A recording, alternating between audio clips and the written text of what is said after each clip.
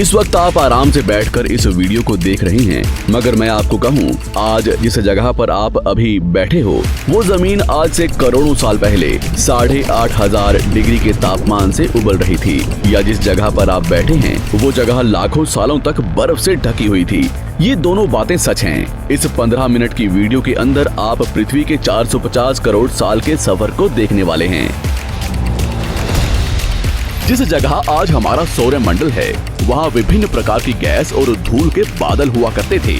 वैज्ञानिकों के मुताबिक इन धूल के बादलों से दूर एक तारा हुआ करता था। वक्त के साथ साथ उस तारे की ऊर्जा कम होने लगी, जिसके कारण उसके अंदर एक विशाल विस्फोट हुआ।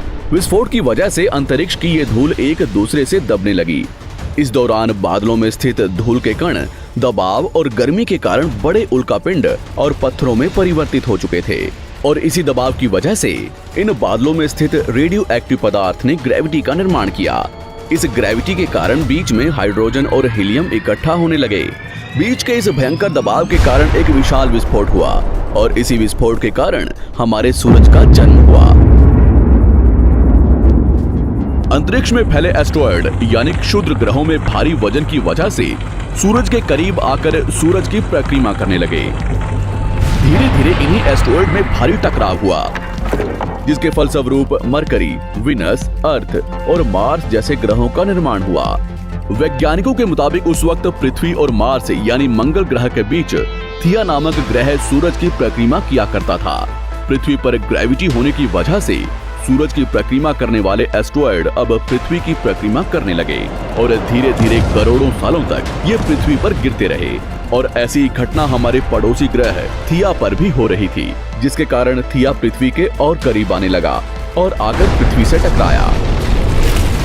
इस भयंकर टकराव की वजह से पृथ्वी के हिस्से कणों के रूप में अंतरिक्ष में फैल गए और एक रिंग्स की तरह पृथ्वी की परिक्रमा करने लगे।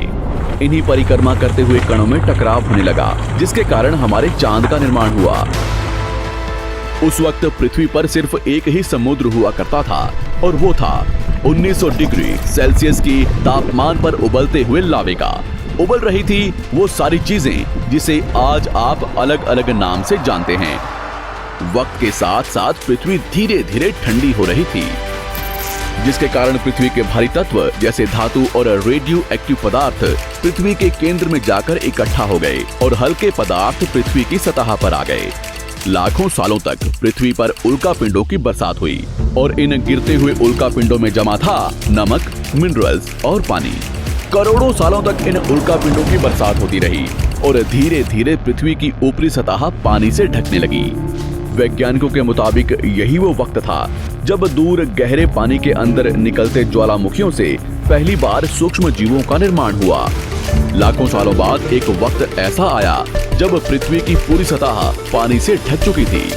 हमारी पृथ्वी के सबसे अंदर का कोर रेडियो एक्टिव पदार्थ से बने होने की वजह से हरदम गर्म होता रहता है, लेकिन जब भी पृथ्वी की ऊपरी जमीन ठंडी हो जाती है, तब पृथ्वी के अंदर की गर्मी बाहर नहीं निकल पाती, जिसके कारण ज्वालामुखियों का निर्माण होता है। और उस वक्त कुछ ऐसा ही हुआ। पानी से ढकी हुई पृथ्वी पर हजारों की तादाद में ज्वालामुखी निकलने लगे, और आने वाले लाखों सालों तक इन ज्वालामुखियों का निकलना जारी रहा, जिससे पानी के ऊपर जमीन का निर्माण हो रहा था। इस वक्त भी पृथ्वी पर वातावरण ना होने की वजह से अंतरिक्ष से उल्कापिंडों की बरसात हो रही थी। आज से लगभग 300 करोड़ साल पहले पृथ्वी पर ऐसा वक्त आया जब पृथ्वी का वातावरण लगभग स्थिर होने लगा था। ज्वालामुखी निकलने धीरे हो गए थे, और पृथ्वी का एक दिन 12 घंटे का हुआ करता था। साल बीतते गए, और धीरे धीरे ये सूक्ष्म जीव विकसित होते गए और समूह में रहने लगे। आज से लगभग 250 करोड़ साल पहले पहली बार पृथ्वी पर ऐसे जीवों का निर्माण हुआ जो जीने के लिए ये पानी के अंदर के मिनरल्स यानी खनिज पदार्थ और धूप का इस्तेमाल करते थे, और मल त्याग के रूप में ऑक्सीजन बाहर निकालते थे। इस वक्त तक पृथ्वी पर ज्यादातर ज्वालामुखी निकलने बंद हो चुके थे, और इन माइक्रोबैक्टीरिया की वजह से वातावरण में ऑक्सीजन की मात्रा बढ़ रही थी। वातावरण में ऑक्सीजन बढ़ने की वजह से पृथ्वी का वायुमंडल बनना शुरू हुआ, और आने वाले हजारों सालों तक वातावरण में ऑक्सीजन की मात्रा बढ़ती रही। जिसकी वजह से पृथ्वी के ज्यादातर हिस्सों में ये सूक्ष्म जीव फैल गए। हजारों सालों बाद एक वक्त ऐसा आया जब पृथ्वी में ज्यादा ऑक्सीजन बढ़ने के कारण ये सूक्ष्म जीव मरने शुरू हो गए। उस वक्त तक पृथ्वी का वातावरण ठंडा होने के साथ साथ ऑक्सीजन से भी भर चुका था, जिसके कारण जमीन और वातावरण में स्थित आयरन यानी लोहे के मिनरल्स पानी में स्थित ऑक्सीजन से रिएक्ट होने लगे। और एक वक्त ऐसा आया जब पृथ्वी की जमीन आज के मार्स के जैसे लाल हो चुकी थी। वक्त बीतने के साथ साथ धरती की टेक्टोनिक प्लेट्स में दरार होने लगी, जिसके कारण पृथ्वी के अंदर का लावा जमीन की तरह कई लाखों सालों तक खुला उबलता रहा। और यही वो कारण था जिसके कारण पृथ्वी के वातावरण में कार्बन डाइऑक्साइड की मात्रा बहुत बढ़ गई और पृथ्वी पर एसिड की वर्षा शुरू हो गई। एसिड रेन की वजह से पृथ्वी का तापमान घटने लगा और तापमान इतना घटा कि पृथ्वी के ऊपर स्थित पानी बर्फ में परिवर्तित होने लगा। पृथ्वी पर पहली बार भयंकर आइस एज आया। इस वक्त पूरी पृथ्वी सफेद बर्फ से ढक चुकी थी।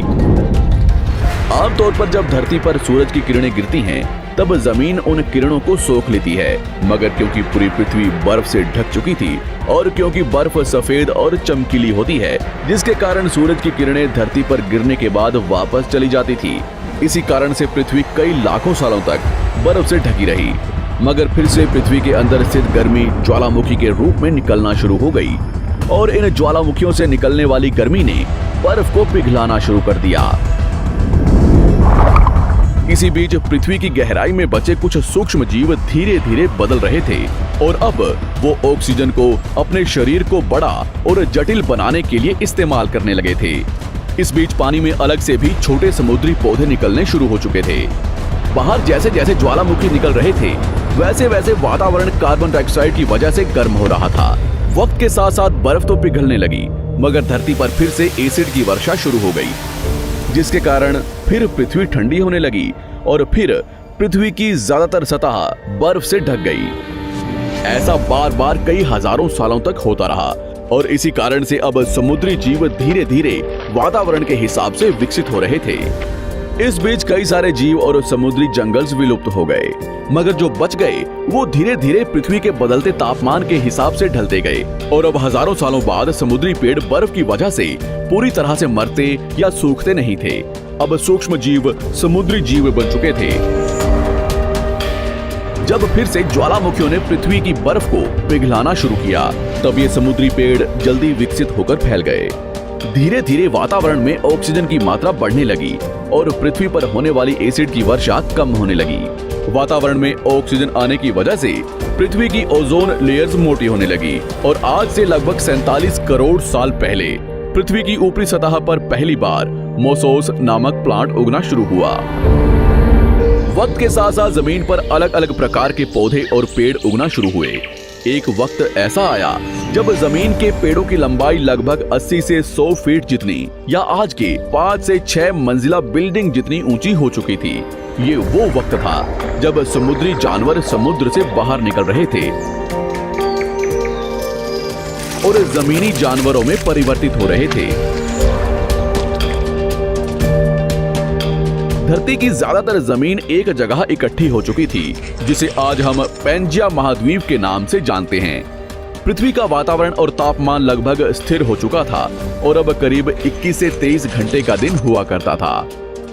अब समुद्री जीव पानी से बाहर रहने लगे थे और वातावरण के हिसाब से उनके शरीर का रंग रूप बदल रहा था। धीरे धीरे ये जमीनी जानवर डायनासोर्स में परिवर्तित हो गए। जिन डायनासोर्स ने पेड़ पौधे खाने शुरू कर दिए, उनका शरीर लंबा और विशाल रूप से विकसित होने लगा। कुछ डायनासोर्स शिकार किया करते थे, जिसके कारण वे छोटे और तेज होते चले गए।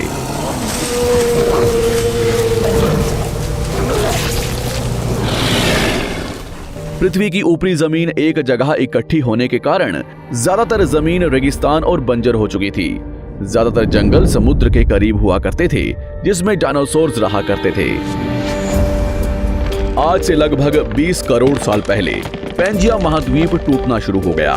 पैंजिया के विभाजित होने की वजह से पृथ्वी की ज्यादातर ऊपरी जमीन पानी के संपर्क में आने लगी, जिसके फलस्वरूप पृथ्वी पर हरियाली बढ़ती गई, जिस वजह से डायनासोर्स और ज्यादा विभिन्न और विशाल होते चले गए। डायनासोर्स ने आने वाले लगभग 20 से 30 करोड़ सालों तक पृथ्वी पर राज किया। उस वक्त डायनासोर्स समुद्र से लेकर जमीन और आसमान तक पूरी पृथ्वी पर राज किया करते थे। इस दौरान अफ्रीका से टूटा भारत सीधे आकर आज के तिब्बत से टकराया और इस टकराव की वजह से हिमालय का निर्माण हुआ। आज से लगभग 6.5 करोड़ साल पहले पृथ्वी की तरफ आज के माउंट एवरेस्ट से भी बड़ा लगभग 4.5 लाख करोड़ किलो जितना वजनिया उल्कापिंड लगभग 80,000 किलोमीटर प्रति घंटे की स्पीड से पृथ्वी की तरफ आ रहा था। पृथ्वी की सतह को छूते ही उसमें भयंकर आग लगी और वो जलते हुए सीधा पृथ्वी से टकराया। इस टकराव से निकलने वाली ऊर्जा आज के 10 करोड़ परमाणु बम एक साथ फटने के बराबर थी। जहां ये उल्कापिंड गिरा, वहां के जानवर और पेड़ तुरंत भाप बनकर जल गए। गिरते ही पृथ्वी पर पूरी तरह धूल फैलने लगी। समुद्र में भयंकर बाढ़ आने लगी। भूकंप और आग ने पृथ्वी को जलाना शुरू कर दिया। कुछ ही घंटों में पूरी पृथ्वी के वातावरण में हानिकारक गैस और धूल की वजह से पृथ्वी नर्क हो चुकी थी। डायनासोर्स, घुटन, आग और भूखमरी से पूरी तरह विलुप्त हो गए। इस वक्त हमारे पूर्वज जमीन के अंदर रहा करते थे, जिसके कारण वो इस विशाल प्रलय से बच गए। पृथ्वी का वातावरण पूरी तरह से काला और अंधेरा हो चुका था, जिससे धूप भी जमीन तक नहीं पहुंच पा रही थी। पृथ्वी के पेड़ और ज्यादातर जानवर विलुप्त हो गए। वातावरण में धूल और हानिकारक गैस के कारण पृथ्वी पर फिर से एसिड की वर्षा शुरू हो गई और फिर पृथ्वी ठंडी होकर बर्फ से ढक गई। लेकिन इस बार पृथ्वी की बर्फ लाखों सालों तक नहीं जमी रही और 80 से 90 हजार साल बाद ये बर्फ पिघलनी शुरू हो गई। जैसे ही धरती पर वातावरण फिर से पहले जैसा होने लगा, वैसे ही ये छोटे जीव जमीन से बाहर आना शुरू हो गए। उस वक्त पृथ्वी की बर्फ पिघलनी शुरू ही हुई थी, जिसके कारण अफ्रीका में घने ठंडे जंगल हुआ करते थे और इसी बीच ये जमीनी जीव बंदरों में परिवर्तित हुए। मगर जैसे जैसे पृथ्वी गर्म होने लगी, वैसे वैसे अफ्रीका के ये जंगल सूखने लगे। जंगल की चीजें खाने वाले बंदरों को खाने की कमी होने लगी। खाने की तलाश में इन बंदरों ने अपने पैरों पर चलना शुरू कर दिया, जिससे उन्हें दूसरे जानवरों के शिकार करने में मदद मिलती थी। धीरे धीरे बंदर एप्स यानी वानर में परिवर्तित हुए। खाने की तलाश में ये एप्स पृथ्वी के दूसरे हिस्सों में फैलने लगे और धीरे धीरे उनके शरीर का रंग रूप वहां के मौसम के हिसाब से बदलता गया। वक्त के साथ साथ हम आदिवासी बने। हमने हथियारों से लेकर आग का आविष्कार किया। हम धीरे धीरे इंसान के रूप में विकसित हुए। हमने धर्म से लेकर परिवार, भाषा और संस्कृति का निर्माण किया और वक्त के साथ साथ हम विकसित होते चले गए और आज हम इस पृथ्वी की सबसे विकसित प्रजाति बन चुके हैं। पृथ्वी को आज के जैसे बनने में लगभग 450 करोड़ साल का वक्त लगा है और हमें एक छोटे जमीन में रहने वाले जानवर से इंसान बनने में कई लाखों सालों का। मगर हमने इन 100 सालों में जितना पृथ्वी को गंदा और तबाह किया है, उतना आज तक किसी भी प्रजाति ने नहीं किया होगा। हम फिर से धरती को गर्म कर रहे हैं और कार्बन डाइऑक्साइड की मात्रा बढ़ा रहे हैं। वैज्ञानिकों का मानना है कि पृथ्वी पर फिर से विशाल परिवर्तन होने वाला है। भविष्य में पृथ्वी कैसी होगी, जानेंगे हमारी अगली वीडियो में।